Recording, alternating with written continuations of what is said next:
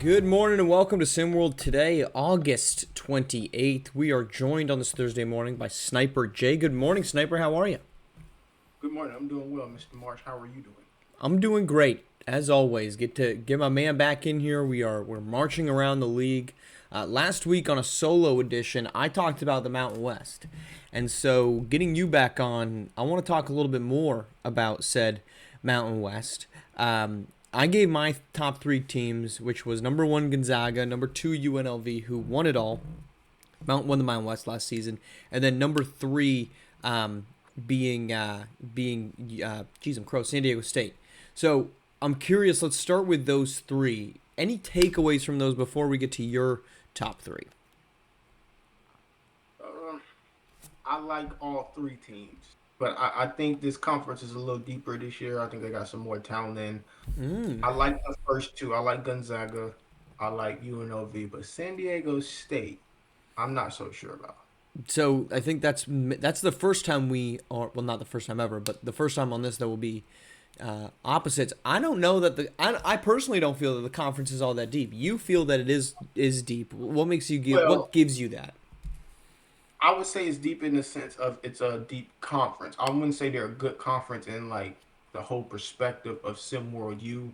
They're a weaker conference in that category. But I'm talking about as competitiveness and like it's gonna come down to one or two games to get into that championship game. That's what I mean. Maybe half a game. It may even go by points. I don't even know if we can do that, but it may even come down to that. And I don't know. I just don't feel San Diego State has what it takes to get back to that upper echelon of this conference this year. But I will give you my third team. I Sure. will. And I think it's St. Mary's. St. Mary's. Yes. Yes. They're returning a lot of people. And I Okay. know I say that a lot, but for this conference, I think that means everything. Experience is going to win over this conference because, again, they're not the best of the best, but experience and knowing how to navigate a season and getting into the Mountain West is going to be good.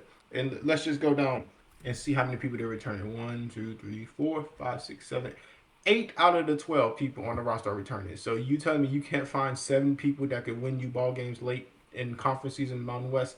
I think so. They got Mr. Coulter who averaged 13 points. I expect him to up that. They got Dime Hardaway. I'm very high on him. I like his name. If I'm just being honest, Dime Hardaway, like what? That's a basketball name. I expect him to up his production this year. They got Kai Newby. All these guys are averaging 13 points, and they could average more. And with the players coming back, they can. Everybody can up their producage on this team, and I think that makes them a dangerous team in the Mountain West. They get back Brendan Remine, so four guys averaging double figures. This is the team that took down Duke last season in Hoopsteria. They made it to the Super 16 where they lost to Cinderella number one SMU. I I I don't disagree. They're a good squad. They're bringing back some talent. My concern with this team is from last season, the inconsistencies that we saw out of them, particularly when it gets to conference play. They were good. Yet to your point, competitive conference does not equal a great conference. I would expect to see New Mexico kind of fall off with the loss of Ireland early and some other departures. But I guess with the three teams that I've got there, and I guess we can stick with San Diego State. I think that San Diego State's bringing back the same general talent, right? You're bringing back multiple guys that averaged in double figures. You're bringing back multiple guys that played large roles for this group. You're adding, which I think that they have the addition of Benjamin Alexander at San Diego State is better than any of the additions from a freshman perspective that St. Mary's is bringing back. And I guess with St. Mary's, I agree with you that they can be in that top five range and it can still be competitive, but I don't know that their their talent level is enough to get into the top three. I mean, they're in the range. I'm not sitting here saying, oh no, St. Mary's is going to stink. I agree that the Mountain West could be competitive. I said last week I didn't think the Mountain West was really that good. I still stand by that opinion, even if you had multiple teams making runs to in Hoop Stereo last season. But I'm concerned about their high end talent because I think the rest of the teams, at least in my top three, have better number one guys than what St. Mary's has.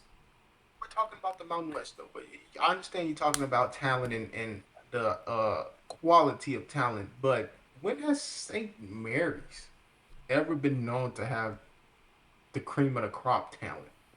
Huh? No, No. never. Even in the So West Coast days. yes, yes. So what are we talking about here? They're going to be a good team. They never really had the talent. I think this is the year that they use that non-talent that you speak of, and they get over the hump as a team. So who's your number two then? Let's go to that. Let's go to number two because yeah, St. Mary's at three. I had San Diego State at three. So my number two is UNLV, who won it last season. You Who is know, yours? Is also UNLV. you can't deny Gonzaga. Gonzaga's been a staple. They're going to be there. If you don't pick them number one in the Mountain West, you So lost your you mind. got Gonzaga. So we agree on one and two, which I did Yes. say last week. I had a feeling that we would agree. Our order might be different, and our order really is only different on our number three. So let's start with UNLV. And what do you like about UNLV? And then to that point, what is it about UNLV that you don't think they're the number one team? I like Beauchamp. I think that's how you Mm-hmm. pronounce it. Yep. That's I like Sky Durant. I like the big man. I think he is going to be able to do more. I've seen him in pickup games. I've seen him be more active on the court in the off season. Hopefully, he has hit the weights. He's 6'11". He should be able to make a tremendous impact in the paint on the defensive end and offensive end. I think they're scared. I think they're scared of the name Gonzaga. Like you know how you play against teams and you're not really playing against the players. You're kind of just playing against that Nike check and or that Mm-hmm. name on the jersey. I think that's what the Mountain West has a little bit of when it comes to Gonzaga. Are they a better team? They're about what and what, but for some odd reason, when you see that navy blue and red and white, and you see their coach, and you go to the arena, it just hits different, and you kind of tense up a little bit. And I think that's what UNLV has towards Gonzaga. That's why I put them at number two. So you don't think that their talent level is all that far behind Gonzaga? No. You think it's more of a stigma type of deal? Yes. So to stay on UNLV, and I heard, there was the great Heart in the Paint that talked in depth about Mountain West, and Sky Durant was certainly a name that's brought up. I really think though this is a season that we're going to see a big jump from Jarrell Beauchamp. He was a huge name in prep circles. I think there's still the big question mark for Beauchamp is his size, and I think that's going to be inhibitor for him at the next level. I think that's going to stop him from becoming a top 10 pick because I think his talent level is good enough to get there. But I think Right. you're going to struggle to find a team that wants a 6'1" point guard at the next level because of what that means defensively. In college, it doesn't matter, and he He's can score. Woodley boat. You say that again? He sits in that D Woodley boat. Yeah, yeah, and D Woodley even smaller, right? I mean, this isn't the Kemba Walker era of basketball. Like Steph Curry as a small guard is still 6'3", right? Like Yes. the shelf life for a 6'1" guard is just not what it used to be. But at the collegiate level that doesn't matter, right? So Jarrell Beauchamp, I think with everyone wants to talk about losing Nasty Nat Hawkins and how bad that is for the future and the upside of this team. I'm not disagreeing because he's a good basketball player, but I think that the cleared floor for Jarrell Beauchamp is a positive for this team. Yes. And Durant in the middle. I mean, Yeah. um, losing that Hawkins is a big loss, but it opens up that that freedom, that confidence that these younger players need to move the team forward. When we talked about UNLV last year, it was all Nat Hawkins. This year, it's gonna be Beauchamp leading. He's the head of the snake. But you could get someone like Sky Durant or Smith, the 7 footer down low, that's contributing and making sure this team stays on course and stays with a good record, stays at the top of the Mountain West, and gets a good seeding in hoops area to have a favorable run. So beyond the stigma around Gonzaga being the difference maker, is there anything about the roster? Because there's one thing about the roster that I think makes Gonzaga a better team than UNLV, and it's Damian Luffy. I mean, it's the better player is in Gonzaga, Yeah, he's a lottery pick. And if not better. don't push it. I'm Well, y'all reaching for the love stars. pushing these. Well, hold it's on, like hold every on. time I talk to someone, y'all push these agendas No, no, about no. Hold on. Hear me out. Hear players. me out. Come So, on. and we can get to the team, but so Luffy, if you're saying he's a lottery pick, that's 1 through 14. Okay, Right. 1 through 6, 1 through 5 is kind of set right now. Everyone you talk to in the SWBA, it's Jordan, it's Arthur Lattimore, it's Justin Bell, and it's Nas Hall. And then you got your Lacedarius Outlaw, and you got your Jaffet Towns friends and fans. That's 6. I mean, it's not like so. Now we're talking lottery is 7 through 14. It's not as if I'm saying Damian Leffy's a top 5 pick, but he could easily get to number 8. An athletic 6'9" forward, especially one that if he gets a mid-range jumper who can take guys off the dribble, who's physical, who can defend across the wings in ways that Jordan can't, that Justin Bell doesn't have the size to do. He's a better athlete than Arthur Lattimore is. I mean, all of that is, if I'm drafting in the top 10, I'm like, yeah, give me that guy and I'll figure it out from there. Lottery maybe top 10. No, So you're unless he telling has. me 10 through 14 is his ceiling. Yes, All no right. question asked. Like they would be crazy not to give him a good shot. But come on, I mean, top 10 is we talking about offense and defense in the top 10. I mean, 6'9", 220-pound wing. That's an offensive Can he defensive guard option. that? Can And he guard he that? proved he can at the last season. We'll see if he continues that. I mean, he did it at a perfectly fine level. But let's talk the season and not the draft. We got a long way to go for the draft. So is it because he's just the best player in the conference? He's the best player among those teams, and that's the difference maker for him. Yes, it's an intimidation thing. You An hate to see intimidation. him. It's not just talent. No, not just talent. It's an intimidation thing. It's the Gonzaga brand, and it's the articles. It's the social media that's surrounded by him. It's all that combined. Is he talented? Yes, he is. Is he 6'9", 215? Yes, he is. All that's great, and all that's working in his favor. But sometimes you need a little bit of hey, what comes with me comes a little bit of fear in your heart, and that's okay. I'm not taking that from him. I wish I had that when I was a player. Nobody feared me. I was just a shooter. But sometimes you need that. I mean, I think he has a good supporting cast in case he does have an off night. Maybe a little bit better than UNLV and San Diego State and St. Mary's. But I still have to go with the stigma of Gonzaga. It's the best in the conference. So I'm glad you brought up that you played because I'm curious. So we've talked about pretty much every Mountain West is the last non-Power 5 conference. So we've got Pac-12 and SEC left. Hmm. You played in the SEC, right? It Mississippi State and Texas A&M. Am I correct in those? Did I get those right? So That's right. what's the difference at the talent level from the Power 5 conferences and the other conferences? Yeah, I played in the other conferences too. So, So perfect uh, example.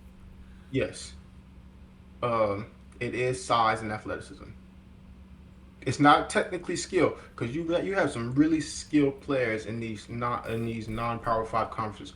Probably even more skilled than the Power Five conference. If I'm being honest, 'cause they just have to work harder and be more skilled. But when it comes to the SEC, the ACC, the Pac-12, everybody, if you're not 6'4" and above dunking the ball, you don't belong. Hmm. If you're not under 15% body fat, you don't belong. So then, what do you make of? I'm not trying to restart this Ty Merca argument, but well, it keeps going. But what do you make of the Ty Mercas of the Benari James? I mean, the report came out yesterday that Ty Merca had scholarship and potential starting opportunities for some bigger conferences, and he chose Richmond. Like, why in your opinion, is there a detriment to guys choosing smaller schools and smaller programs, and why are they going that route? It depends on your dog and you, the dog that's in the fight. For someone like Ty Merker, small guard, it's a tougher fight in that Power Five situation. If he goes to Richmond, he is the big fish. He is the shark in the pond full of fish. So what he says goes. It's much easier to take over a team and run a team and learn and get your experience from a Richmond. That's why I think they choose that route. Hey, I could be the best player on my team. I may lose every game, but I'm gonna get my numbers and I'm gonna get seen by the scouts, and they're gonna give me a chance based off of my numbers instead of going to this Power Five school where now, hey, every single night I'm getting the best of the best, and these guys want to get drafted just like I want to get drafted, and I'm already behind the eight ball because I'm not at the average height and athleticism that I need to be. It's just tougher. It's just tougher. Unless you got that type of dog in you. I mean, we've seen in the past these small guards or these undersized big men go into a big time school, dominate, change the culture, and get drafted. But it's extremely, extremely hard. It's hard for people that belong there Right. because you have to play practice. You got your starters. You got the bench players that want the starting spot, and then you got these good freshmen that's on third string, as if we could use football terms, that's begging for a play or any type of situation, scout team on the court just to prove that they belong. You got to deal with all that, and then you got to go play against Tennessee, Kentucky, Florida, Georgia, LSU, A&M, Arkansas. Come on, that's a lot to deal with. And if you're behind the eight ball in any other category, and I hate to say this because sports is just like this, it's survival of the fittest. So if you're lacking in size, you gotta go play against size. If you're lacking in strength, you gotta go play against strength. If you're lacking in speed, you gotta go play against speed, and you gotta do that every single night. Will you adjust? Yes, you will. Will you get faster by demand? Yes, you will. But at the end of the day, the scout's gonna say, "Well, I'm gonna take that guy because he's already built for it." Right. And not the one I have to build up to it. Yes. All right, Sniper, I appreciate you jumping on. We've got 2 conferences left, which means we've got 2 weeks left of going all the way around SimWorld U and recapping the conferences. So appreciate you jumping on here. Appreciate the insight. We'll talk to you again next week. Appreciate you all tuning in here on SimWorld TV, the only place you can see the game, be the game.